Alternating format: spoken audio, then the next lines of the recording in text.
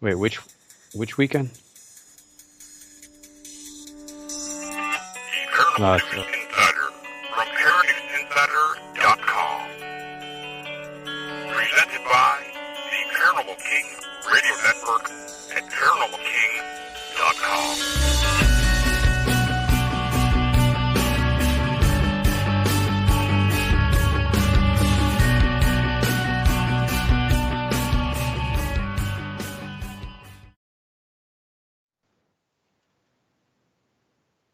welcome to the Paranormal News Insider for the week of June 14th, 2022, and episode number 519. And this is your host, Dr. Brian D. Parsons, and we are live on the Paranormal King Radio Network at ParanormalKing.com. What a warm week so far. I've had heavy thunderstorms last week. We had a lot of heat here in Northeast Ohio, right around 90 degrees Fahrenheit today. It's summer, and hope you're enjoying summer, at least a little bit. See, a lot of paranormal conventions are taking place right now. Usually it's late mid-April to through May is like the beginning of the season, but it seems like this year it's been a little later. And I don't know, maybe it's just me. It seems like there's a lot of smaller events all over the place versus these big, large events. And I think maybe they're taking out a slice of the pie from some of these big events all around the United States. Who knows? But yeah, everyone wants to get out. They want to see stuff. They want to meet people and hang out at these paranormal conferences, conventions. I'm one of them. I want to get out there. I want to see some stuff, but not today. It's too hot. Way too hot. It's only 84 now. Not too bad. So June is almost halfway done already. It's unbelievable how fast the year has gone. The summer blockbuster movies are pretty much here. For the most part, we got a few more coming. July looks like pretty good, but I don't know. Did you guys get out and see Jurassic World Dominion? Huh? Or did you just listen to the critics tell you how bad it was? It was horrible, right? 29% on Rotten Tomatoes. It's extremely, extremely bad, according to the critics who know everything, of course. Yeah, I saw it Thursday, 4 o'clock. The first seating in the theater where I live in Northeast Ohio. I was kind of scared. I thought maybe I should go see Top Gun instead because that one's rated much higher. But I've been in this since 1993. I read the book back in, I think, 91. So I read it, I think, at least twice before the movie actually came out. And I was arguing all the stuff that was wrong between the book and the movie. But I'll tell you, I'll be honest, I didn't think it was too bad. I thought it was actually, I shouldn't say it that way. I think it was actually pretty good. I mean, if you're going to sit there and think this movie's going to win Academy Awards and the plot's going to be perfect and flawless and seamless, and it's going to be an action movie with the best acting, you're kidding yourself. And I think I don't understand why the critics took this movie more seriously than the movie took itself. Just enjoy it. Buy some popcorn if you can afford it. You might have to sell your car to do that, but just enjoy the movie. It's fun. And I enjoyed reminiscing, seeing a lot of the tiebacks to the original series and getting to see all the old actors made me feel even older sitting there watching all the fun. But it's a pretty good movie. I was very impressed. I mean, I have my things. Being a big dinosaur fan, there's a few things that I was upset about, hoping that the next generation doesn't fall into some of the same stuff that I did that I had to unlearn. But I thought it was pretty good. I mean, obviously, the original is always the best of anything that's out there. Jurassic Park, I believe, was a 92% critic rating. That movie came out before Rotten Tomatoes, I believe, and 91% audience score. Where this one is like 29% and 79% audience score. But I mean, come on, who really thinks these movies are supposed to be perfect and flawless, and the plot's supposed to be perfect. I mean, there's no movie out there that I couldn't tear apart about a plot. Really. Anyway, hope you enjoyed that. If you saw that, I went to see Top Gun. I don't know if anybody saw that, but that looks pretty good. Not going to see the Minions. No, not my thing. Anyway, today is actually a very special day. I don't know how many people know this, but historically speaking, today, as far as the paranormal is concerned, an extremely important day. June 14th, if you didn't know it, today is the 75th anniversary of the discovery of the Roswell wreckage. Yes, June 14th, 1947, the purported wreckage was discovered in, near Roswell. It wasn't in Roswell. It was about 80 miles northwest of Roswell. Um, Mac Brazel and his son Vernon discovered some weird-looking wreckage, stuff they never saw before, and they kind of sat on it for a while. It wasn't until July 4th that they collected all the mysterious wreckage that they could find. They drove it to Roswell a couple of days later and gave it to the sheriff. Sheriff had no clue. They didn't know what they were looking at. So the Army got involved. And, of course, it got a little blown out of proportion. The military pretty much, I think they got ransacked there by the press and made the announcement of a flying saucer being discovered. I don't think that's what they said, but that's what the press said, of course. And then they had to redact that the next day. They kind of sort of came clean, but there was still a cover-up when they said it was a weather balloon. It wasn't a weather balloon, but it wasn't a UFO. Well, at the time it was a UFO. Nobody knew exactly what it was. And of course, whether you believe it or not, I'm amazed. I've talked to a lot of people in the UFO field, and they've never heard of Project Mogul. They have no idea what that is, but they're firm believers that a UFO crashed in Roswell in 1947. But Project Mogul was very top secret. The U.S. did not want to tip their hand, so they did come up with the cover-up story of a weather balloon just to kind of shoo it along. Got too much attention if you're going to call it a UFO. Everyone's going to be looking at that story. But if you call it a weather balloon, nobody cares. No one's going to look at it, especially the Russians. And that's what the whole Project Mogul was all about. Was very large balloon, over 650 feet from tip to tail. And that's huge. It's twice as tall as the Statue of Liberty. Imagine that. If you've ever seen the Statue of Liberty, actually, Statue of Liberty is not as big as you think. When you see it, you're like, that's it? It's not that tall.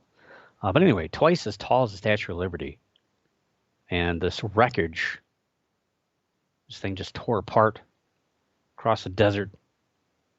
75 years ago would be pretty confusing as to what you're looking at. But of course, there's been stories since then. It got ignored pretty much through the 70s and the early 80s. But then all of a sudden, people like Stanton Friedman started to poke and dig and come up with witnesses, people who weren't even there, that came up with their own stories. But either way, no matter how you look at it, it's still a piece of paranormal history. And it was a predecessor. It happened before all the other major sightings. I mean, you could say it kind of launched everything, but 1947, that was the big year. And of course, everybody looks at the Kenneth Arnold sighting, which happened June 24th. Can't believe I remembered that. June 24th, I believe. Yeah, that's right. That pretty much is viewed as the first modern day sighting, whatever that means. 75 years, because Arnold looked at it through scientific eyes as a pilot and trying to determine speed and direction and drew notes. So we've been investigating UFOs pretty much almost officially for 75 years. So this isn't new stuff at all. But Yeah, I don't know. We shall see. If I mean, everyone's getting old in there, so I don't think we're ever going to see anything new out of Roswell. But parts and pieces of that balloon were confiscated by the U.S. Army. They went back to the farm and they collected other as much as they could. Of course, it's had top secret sensitive instruments on it to detect potential nuclear weapons being used by Russia. They didn't know. Russia didn't have anything for 2 more years, but they didn't know.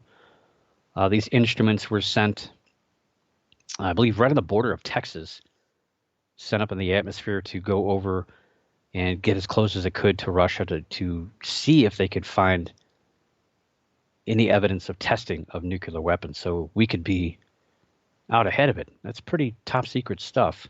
And of course, it was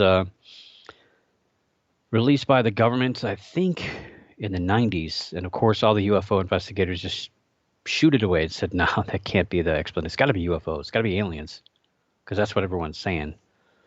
But of course, sometimes the truth is stranger than fiction. But again, it all comes down to what you believe. But it's pretty significant. 75 years. Now we can almost say, I guess we have to wait another few more days till the Kenneth Arnold anniversary, but still, 75th anniversary of the discovery of the Roswell wreckage.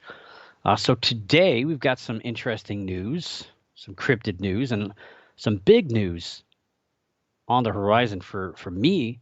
I'm excited to announce that maybe in 2 months, I'll be going out in space.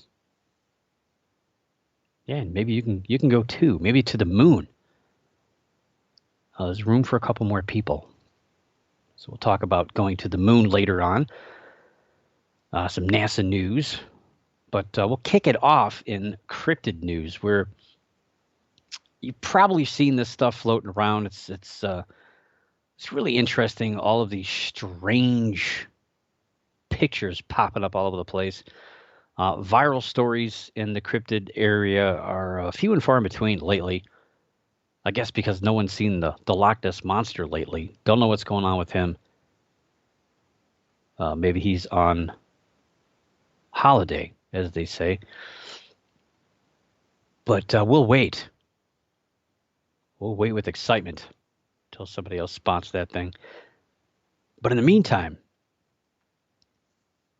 probably I would go on a limb say this is, well, maybe not the most viral story, but pretty darn close of the year. And I don't know if it's going to be next. We might cover that next week or the week after. We're going to talk about the mid-season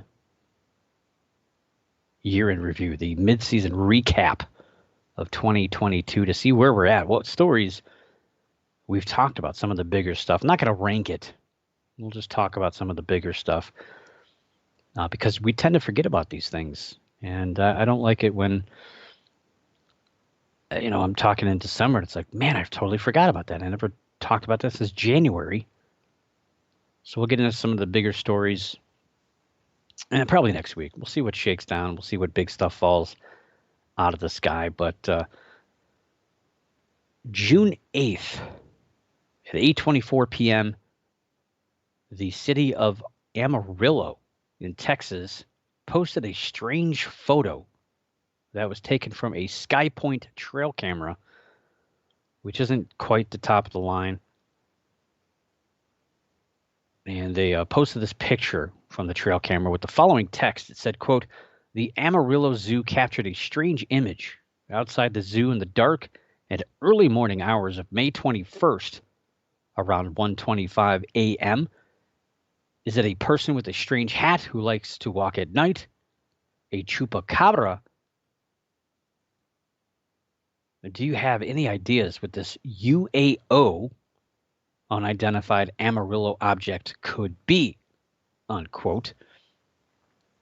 And would probably guess you might have seen these pictures, or picture, I should say, of this really strange looking creature. If you haven't, I'm going to share it in the chat room.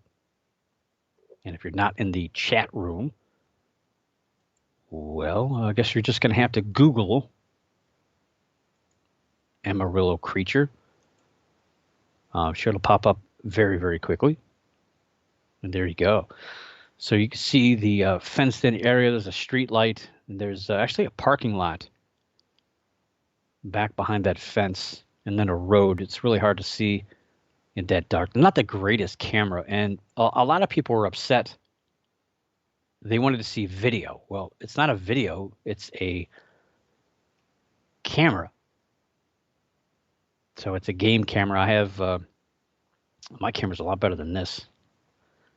But I have a trail camera that I take, I strap to a tree till the squirrels ate it and broke it. I haven't put out my new one yet, but I've got a lot of weird pictures too.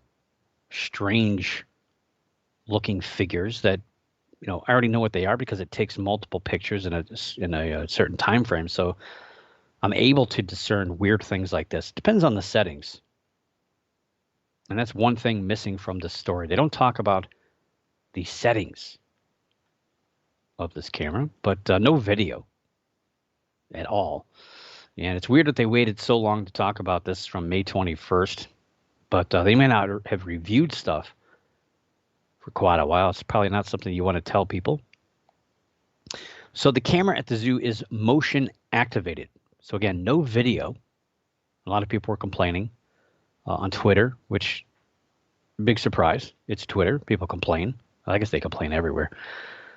They've not released any other information, such as other animals that might have been seen in this particular area in previous weeks, or even the settings of the camera, which, in my opinion, that would create a lot of backstory to what we're looking at. From the settings, you can kind of figure how much blur. But again, we don't know what we're looking at. We don't know how fast this thing was or what it is at all. That's the mystery behind this image. Since the tweet was sent, there's been dozens of stories written about the photograph all over the world. I'm really surprised about how far this photo has gone and how much speculation's going on. A werewolf is one of the top guesses here. A Wendigo. And of course, the chupacabra, because, chupacabras are all over Texas, even though they're from Puerto Rico. I don't know. Even the obviously not true Rocket the Raccoon, Sonic the Hedgehog, Crash Bandicoot, or a variety of the Texas sports teams' mascots. There's like no end to the speculation. Now, people are having fun with it. I don't think anyone was overly serious or scared by what they saw, but there was, I think, almost 500 responses on Twitter. That's a lot. People get bored really quick on Twitter, so for that to go as long as it did, that's pretty good. People have a very short attention span on Twitter, but heavy thumbs usually. Heavy thumbs. Even Lauren Coleman jumped in. I was a little shocked, I'm not going to lie, by what he posted. I was a little concerned, slightly confused. He said he put up a picture. It was a cartoony picture with a cartoon fox that was holding up a sign. And the sign said, "Warning, this person is a furry," unquote. So people have a misconception about what that culture is all about. It's really just wearing costumes and being somebody different. It's no different than wearing black clothes and wearing black eyeliner as a kid, as a little boy. I see a lot of people do that still. Shaving your head or wearing a mohawk, it's the same thing. It's just a way of expression. But unfortunately, shows like, what was that, CSI, a long time ago, I remember that episode, scared the heck out of me watching it. They made some other kind of deviant type things with furries that a lot of people think about nowadays, but it's not so much true. The culture is more about self-expression, uh, removing yourself from reality a little bit. Not that I condone. I think it's spooky. I don't like it. But then again, you got people that dress up as Captain America and Thor that are adults, and some people make a lot of money doing that, which is weird. Um, and yes, there had been a furry convention in Dallas that would have ended the day before this photo was taken. But that would be a 5.5 hour drive to Amarillo, and it would be pretty warm wearing that costume. However, one commenter who is a self-professed furry says the image shows a partial, which I guess in lingo is a fursuit head, paws, and tail, along with normal clothes and no body suit. I guess that's a thing. They do that. They wear it that way. I don't know. I don't even want to talk about that anymore. But anyway, some good speculation. Some people are thinking it could be a coyote based on the shape of the head, or even a fox. And somebody had put up a pretty good photo, and they said that looks like a fox jumping toward the fence, which I thought was interesting. I mean, there's really no end to this. I mean, you could kind of make up whatever you want, pretty much at this point. A lot of people are aiming toward this being a person who just happened to walk by and got caught. But there's a picture there, a reference photo of a coyote jumping toward a fence. I don't know if that's a thing that they do or what. It looks a little weird to me, though. It almost looks like two different objects to me. One in the background and one in the foreground. And one person initially said that they thought that this could be a peacock. But I thought, what? A peacock? And at an odd angle. And I thought, well, that doesn't make any sense. But then I looked it up, and lo and behold, that area of Amarillo actually has a wild peacock problem, or a peafowl, as they're called. They're all over the place in that area. Maybe this is a peacock and a fox just at the right angle. It doesn't look like anything. But I don't know. Like I said, it doesn't look like one object. And according to them, it's not fixed or changed or altered in any way. But you got to remember that there's probably a lot of blur here. What you're seeing isn't a fixed object. It's probably not a werewolf. It's probably, it may not even be a person in a costume. This could just be an animal caught moving midair or something. It just looks weird. And I've also heard a few people, and I was almost slightly convinced that it might be an owl attacking another animal, the owl being in the background. But the problem here is there's no answers. We don't have any information, any data beyond what we're looking at to help put all this together. And everyone's got an opinion, of course.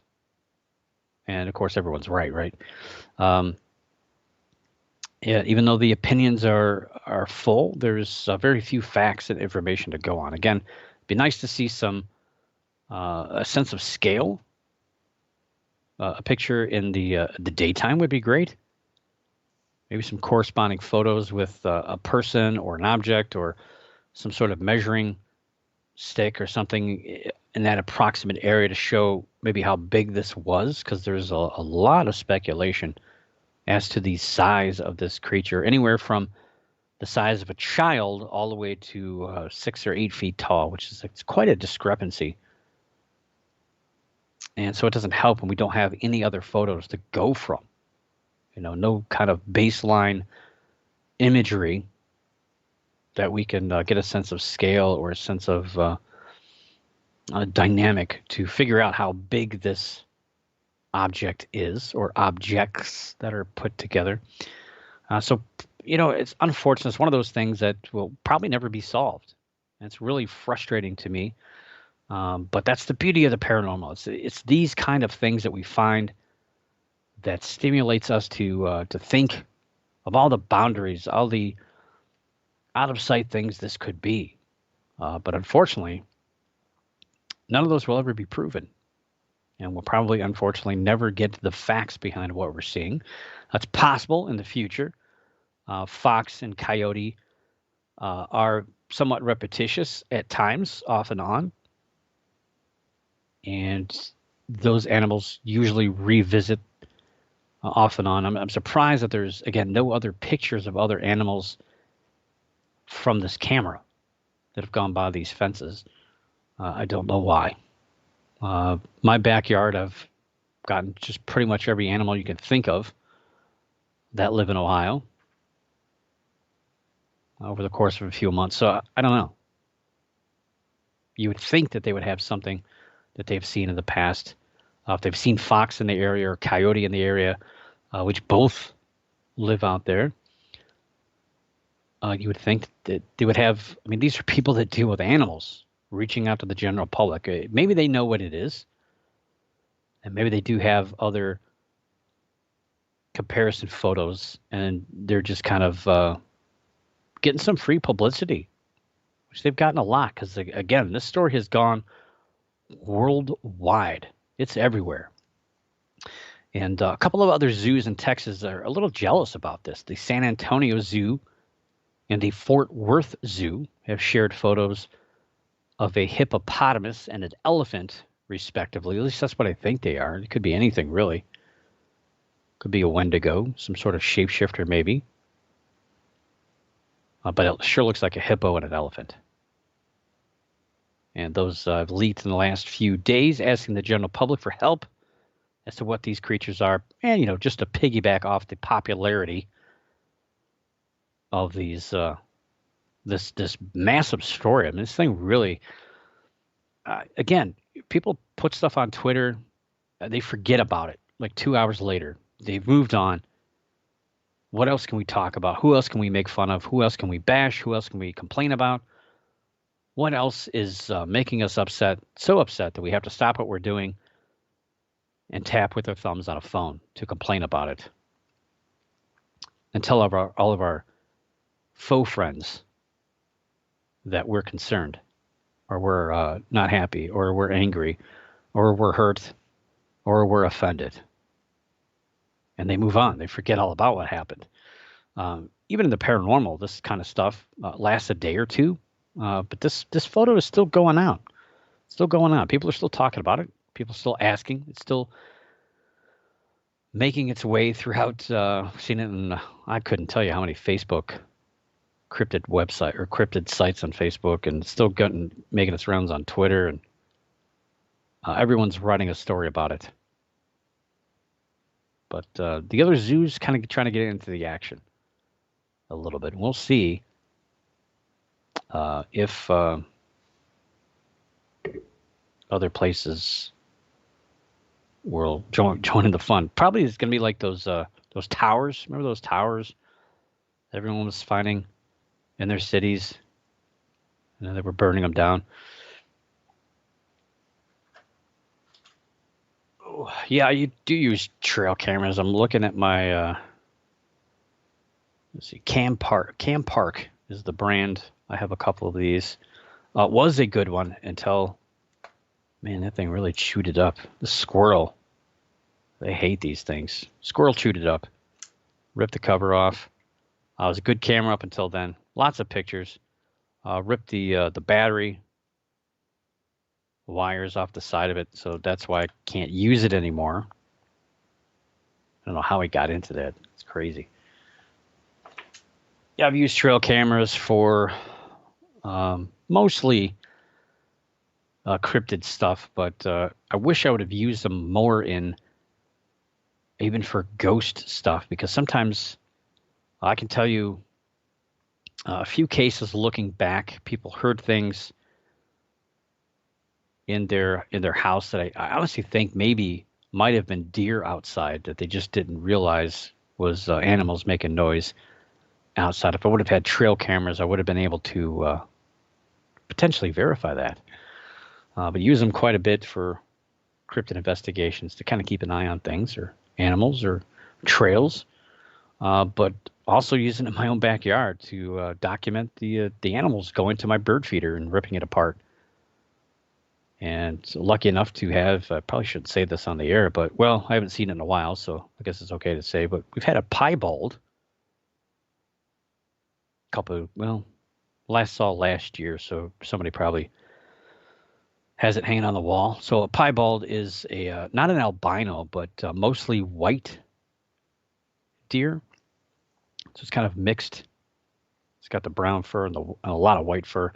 Really beautiful deer that I've seen pretty close a few times, but got a lot of pictures of it. A lot of big bucks in my backyard as well. Skunks. Let's see, raccoons, possums,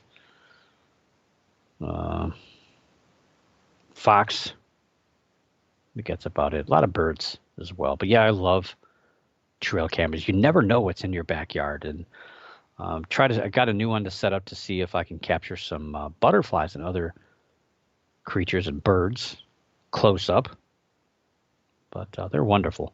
Anyway, we'll get back to these strange creatures and these strange images that keep popping up all over social media. Another one that's kind of captivated people. I don't know why. Well, it's a little less strange. I think it's a little bit more straightforward, but people are really, really debating this on social media. It's most of the time you have people that say a story is really paranormal because they post it on a paranormal site. So of course the true believers chime in first because they're the ones that are hovering over these sites. So of course they jump in and say, yes, yes, yes, that's definitely paranormal. That's a UFO. That's a ghost. That's a chupacabra. That's a Bigfoot for sure. It's got to be a Bigfoot, man. It's brown. It's hairy. It's big. And it's got feet. But then you have the kind of skeptical people that'll trail in a little bit. And of course, sometimes they get jumped on. Then if you'll get a few people in the middle, but usually it's one end and the other end. There's usually no in the center. People are either saying it's fake or it's definitely real, and there's nothing in the middle. And of course, that's kind of where this next story comes into play. A Bigfoot enthusiast posted an image of what looks like a large creature on all fours running away from a trail camera. And of course, a lot of people have speculated that it could be a Bigfoot because, maybe a Bigfoot tripped and fell and was scampering away. Of course, it could be other cryptid creatures as well. And of course, not only could it be a Bigfoot, but it cannot be a bear, which it really resembles a bear. And they give a variety of reasons as to why it can't be a bear. So therefore, if it can't be a bear, it has to be a Bigfoot. There's no in between. No in between at all. It's either all or none. So let me get that picture, throw that in the chat room. So what you'll see in this photograph is a lot of dirt. Looks like a lot of mud. Looks like a tree and a weird creature at an odd angle because it looks like the camera's tilted. And you see like a large brown body. You see it's pretty much horizontal on the ground, but you see a couple feet, and then you see a long foot trailing back. And it gives you the kind of sense that this creature could stand up and run. Maybe it tripped because it doesn't look like your normal bear leg. And people are claiming that it's not a bare paw, it's not a bare foot at all. And therefore, it must be a Bigfoot. The image was posted on June 5th on the Facebook page Bigfoot Believers by a gentleman named Tom Hendrick out of Fayetteville, West Virginia. who seemed to indicate the image was his or he knew who took it. He knows a little bit of the backstory of this. So he claims the creature ran away like that, then doubled back and ripped the trail camera off and took it 100 yards away. Now, looking at this image, I don't know what kind of settings they used, but that would have had to have taken quite a while. If the creature doubled back, even if it came running back. I mean, I can't remember my settings, but I think it's at least a minute between pictures, and I'll still capture even a creature walking through that area. I'll catch them a couple of times the angle that I use. So I don't know why or how they couldn't capture at least one more picture previous to this particular snapshot, or one afterward, or one of the destruction of this trail camera as it was hauled off 100 yards away. And like I said, a good chunk of people, a lot of people. I was really surprised. I went through a few hundred comments. It was very hard.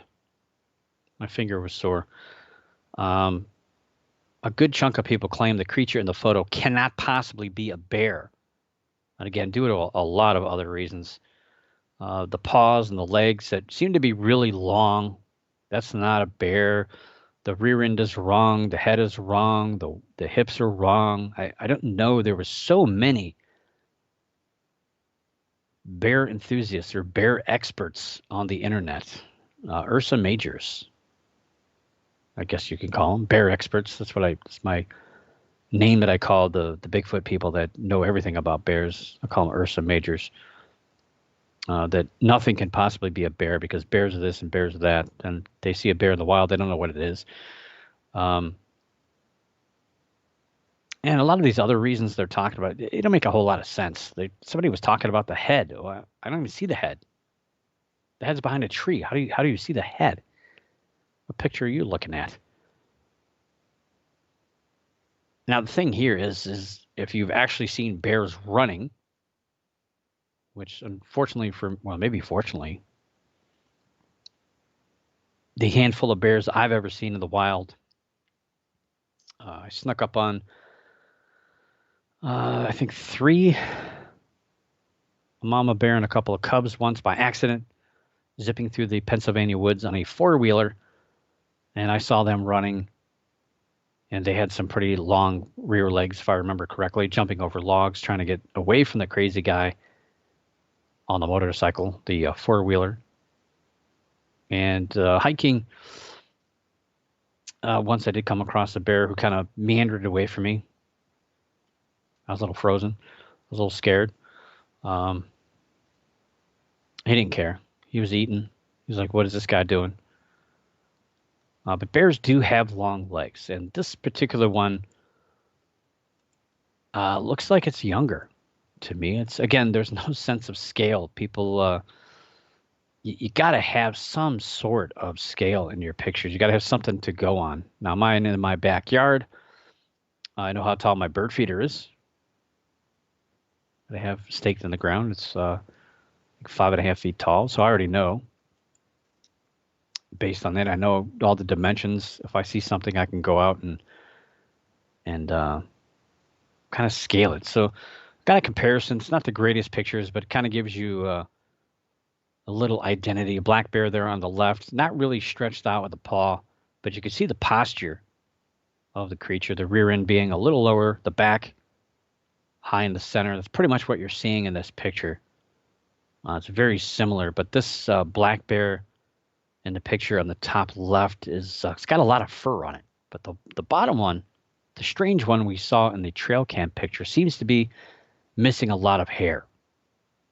And it's not normally normal, but it's not unusual either. It's a little thing called mange that we talk about quite a bit here on the show, especially when we're talking about chupacabra. Those poor coyote or fox that are missing their hair. But yeah, bears do have long legs, and if you were to shave a bear, you wouldn't even recognize it at all. You'd You wouldn't know what you would look. It would look like an alien. It really would. And this probably is a younger bear, which would also, again, make sense. Now, the thing that kind of got me was I was reading these comments, and of course, people were saying that can't be a bear. It's fake. It's Photoshop, or it's this, it's that. It's all these things. But um, then I started reading about how bears. People were commenting that a bear would not tear down a camera. A bear would never carry off a camera. And I just kind of laughed. I mean, I don't deal with bears that often.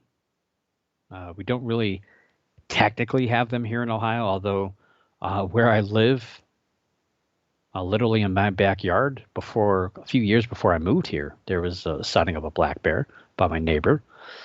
Um, so they're here, but I don't really deal with them that much. But they are attracted to cameras. Anyone who has experienced tracking game in bear country will laugh at that. Bears have killed more game cameras than any other animal in the world except for mine, which a squirrel got a hold of mine. They do have good vision, contrary to what people think, and they also have a very excellent sense of smell. So between seeing flashes or the IR imagery at night, to probably even the batteries, and some people say the rubber smells like ants to them. So there's a lot of videos. Go on YouTube and look for bear eats camera, and you'll see probably a few dozen where the bear just licks and eats and bites at cameras. So this happens quite a bit. It's not completely unusual at all. So from the woods, let's go to the sky, and I'm going to talk about NASA here again. We talked about NASA and their newfound interest and involvement in the UAP and UFO situations, wanting to help gather data, search for some potential information through their catalog of footage over the years. I'm sure there was a little bit of pressure by the government. Hey, we're paying your bills. You guys kind of owe us a little bit. Why don't you dig through some, get an intern or three and make them watch some videos and look for some UFOs for us? Well, NASA is still in the news with this topic. A couple of weeks later, what was it, 2 weeks ago we talked about this? And there's still even more stories being written about this. A little bit more information came out than what came out 2 weeks ago. But now there's some really weird conflicting information coming out of that meatball logo. So 2 weeks ago, the Daily Mail, of all people, broke the news that NASA, the National Aeronautics and Space Administration here in the United States, would be using their data to help the government look for some potential data in the UAP research efforts. The more cameras, the more data we can comb through, the better. I agree. At the time, NASA commented that they would not be creating their own dedicated UAP office. However, on June 9th, NASA announced live on YouTube that they will be commissioning a team to study unidentified aerial phenomena. Thomas Zurbuchen, NASA's science mission chief, realizes that the science field may look poorly at NASA for changing their stance on this UAP topic and deciding to go all in to help look and gather some information. He commented, he said, quote, "We are not shying away from the reputational risk. Our strong belief is that the biggest challenge of these phenomena is that it's a data poor field," unquote. So they know that there's not a whole lot of information, and maybe he knows that they do have some information that they could add to this, and we'll wait and see. It doesn't seem like NASA is leaning toward UAPs being of extraterrestrial origin, but they're not shutting the door on that possibility either. But they don't sound wishy-washy. They're not kind of in the middle of the road. It sounds to me like they're more or less like, oh, there's just not enough data. We don't really believe it, but we're going to get the data, and we're going to allow the data to speak for itself. And it's probably going to say no UFOs. But it will be interesting to see what they can come up with. Uh, and stuff that's shot in space, uh, it's the perspective is kind of off because most of us here listening to the show probably never been to space. We don't know what it's like. You really don't know. It's like staring up in the sky. Like you don't really know how far away that star is. You can read about it on Wikipedia, and it'll tell you how many light years away it is, but you really have no sense of scale or sense of distance. The same as when you're floating in space, miles and miles above the Earth, and you see, things tumbling in space. There's a lot of debris in low Earth orbit and above, just tumbling. And sometimes that gets caught on camera and people jump to a conclusion. But again, we don't know how big or small it is. So the perspective eludes us.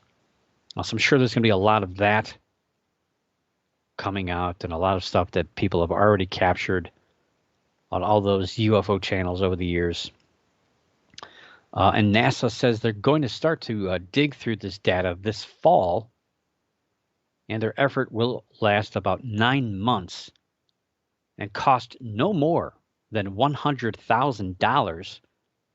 And they state that it will be entirely open, whatever that means. But I'm sure if they find something classified, they're not going to be able to talk about it. So that's probably not entirely true, unless they already know what they have. They just got to put it together for a little real. The team will be led by astrophysicist David Spergel, president of the Simons Foundation for Advancing Scientific Research and the former chair of the Astrophysics Department at Princeton University. So if you do the math, they start this fall and they last about 9 months. We could probably expect some sort of report about a year from now. And I'm kind of interested in this. What the astronauts might have to say about what they've seen up there. We've heard the stories, and we've heard the speculation. So it's going to be nice now to actually get some data from NASA, who has really shut the door on all this stuff, really kept a very long stick and kept the subject of UFOs away from itself for so long. Claiming that life is out there, it's distant, it's in the stars, it's in other galaxies, it's in these exoplanets that they keep discovering, which is probably true. But the biggest argument against all of that is you're missing out on the strange phenomena happening all over the world, not just here in the United States, not just North America, but also South America and Europe and Asia, even Antarctica. Scientists who work down there are reporting UFO sightings. So what's going on? It's going to be interesting to see their take on what they capture or what they construe as potential data. They're going to add to this data poor field and make it data rich, as they say it. I'm interested in seeing what they can contribute. But NASA, it's not just about astronauts. They do aeronautic stuff too, but nobody really cares. They're involved in a lot of other projects, a lot of stuff going on. And one that's for some strange reason, I don't know why we're not talking about this more, but it's a trip. They're going back to the moon. And NASA's began planning for this back in 2010. That's ancient history. For the NASA Exploration Mission 1, which has now been renamed Artemis 1. The project was originally slated to launch in 2016, but with delays of various types, the mission has been pushed back about 20 times, which is pretty normal when it comes to space travel or rockets in general, especially when you're talking about human life being projected into space.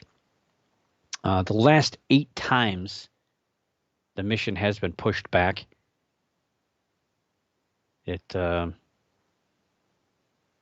It's been the last 2 years, I believe. So the last 8 of the last 20 times since 2020. So it's been pushed back. Almost every month of this year. So it's slated to go in August. Knock on wood. We hope it launches in August, and it's the Orion Multi-Purpose Crew Vehicle that should hopefully launch if things continue to go well. There's some very critical tests taking place pretty soon. But the best news of all this aside, is that very fortunate, very excited to announce that I've secured a boarding pass to fly with the Artemis 1. It's a 1.3 million mile journey. It's going to take anywhere from 26 to 42 days to go around the Earth and out around the moon before coming back and splashing down in the Pacific Ocean. If you don't believe me, I'll post a picture of my boarding pass. And you got to have ID to get on the Artemis 1. So I trust that you're not going to steal this unless you fake an ID, which I don't think you will. So, yeah, it's true. There it is. There's a boarding pass, the Artemis 1. So excited about that. And so there's a private company called Space Adventures. They've been talking about going to the moon, taking people on trips to the moon for,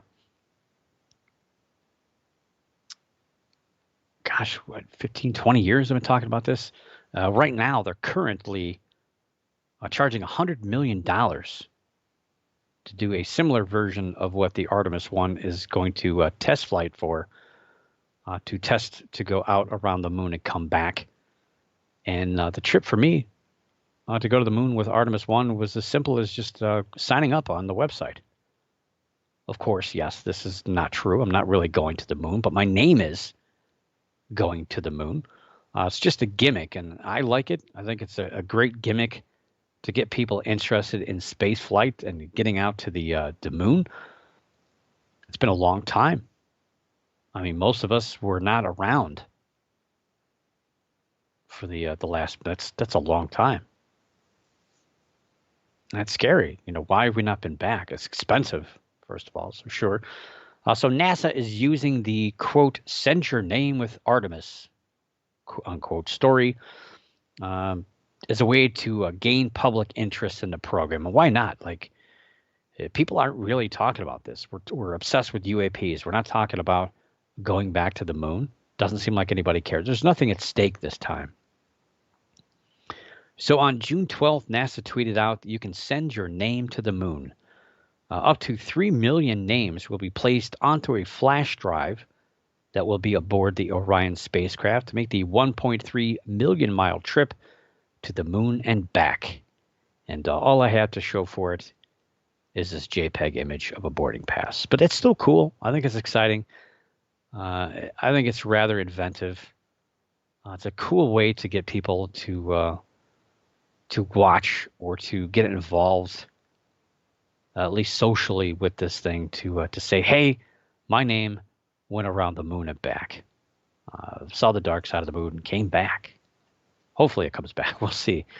They haven't had too much luck in the last few days with some stuff. But this initial trip had been considered to be a potentially manned mission. That was based on the input of President Trump. But after months of research, NASA decided it's probably better to go with an unmanned flight. They are going to use 2 test dummies, and I volunteered. I'll wear all the testing equipment. I'll ride aboard. I'm fine with it. I'll sign a waiver. Just give me a parachute. But yeah, 2 test dummies, because I think that's all it holds is 2 people in this thing. Well, I mean, the other spacecraft only held 3 people, so it's not like it's any different. So it's also going to, not only is it going to go around the Earth once and then shoot out toward the moon, go around the moon and then come back. It's going to launch some small cube satellites, CubeSats, for a variety of tests in low Earth orbit as well as around the moon to look for some stuff. There's a lot of people visiting the moon right now, though. There's a lot of countries sending some stuff out there, and it's becoming the hub, and everyone's doing kind of the same thing, getting ready to do other things.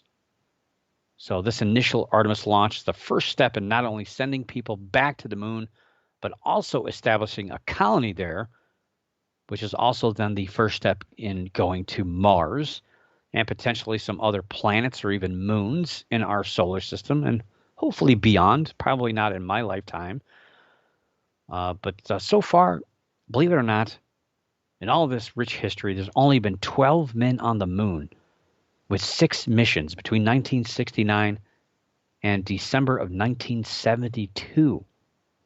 So it's almost been 50 years since anyone has visited the moon. To put that in perspective, the last person to walk on the moon was Gene Cernan, who passed away in 2017 at age 82. So that leaves Harrison Schmitt. And you're like, who? Yes, Harrison Schmitt, who walked with Cernan on the Apollo 17 mission. So he's the second to last person and the most recent living person to have set foot on the moon. Well, he's 86 years old. And of the 12 men who have walked on the moon, only 4 are still alive. 92-year-old Buzz Aldrin, 90-year-old David Scott, and the 86-year-old Charles Duke. Again, who? Charles Duke. And the aforementioned Harrison Schmitt. I'd say it's time we got back there. I know it's expensive, but darn it, we need to conquer the moon again. We need to get a new flag up there. We need to kick some dirt. I'd love to watch it at a telescope. I think that'd be pretty fun. And we could finally prove, just think about that. We could finally prove, all the naysayers wrong. We get back to the moon. We show how easy it is. Then maybe that question will go away. Did we go to the moon? It won't be anymore. It'll be, yes, we did. Well, the goal to get back there, to get people on the moon is 2025. But the biggest hurdle, believe it or not, is not the rockets. It's not the shuttle thing. It's not the astronauts, the training. No, it's the spacesuit.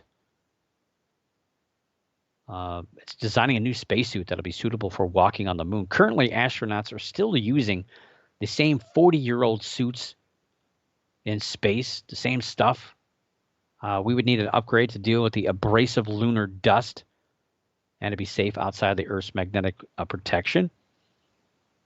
A 3-day fueling test will begin on June 18th as the next hurdle to at least get the rocket ready to go.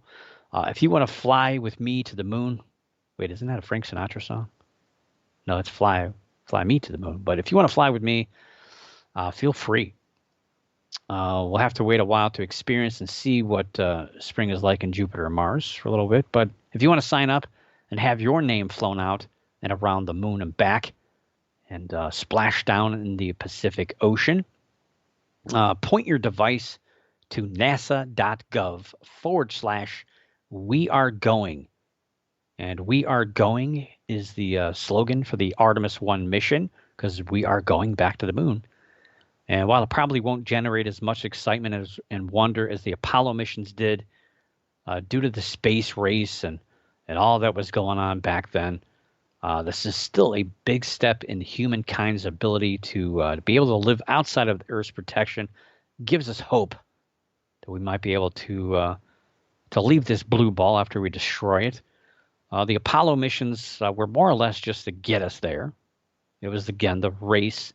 But the Artemis missions will get us ready to go beyond. It's really good testing to get us to go to Mars and beyond, and to see this unfolding, at least maybe late in my lifetime, is pretty exciting because eventually historians will look back on this as the beginning of us colonizing out there. And who knows? We get astronauts up on the moon with some good cameras, who knows what they might find. And being out there looking at the blue marble, maybe they'll find some UAP evidence. We can only hope that something will come from all of that. But until then, I'll see you next week. But for now, keep your eyes in the skies, your ears in the woods, the hair standing on the back of your neck, and always keep your mind slightly ajar. And above all else, don't stop believing. For the Paranormal News Insider, this is Dr. Brian D. Parsons reporting.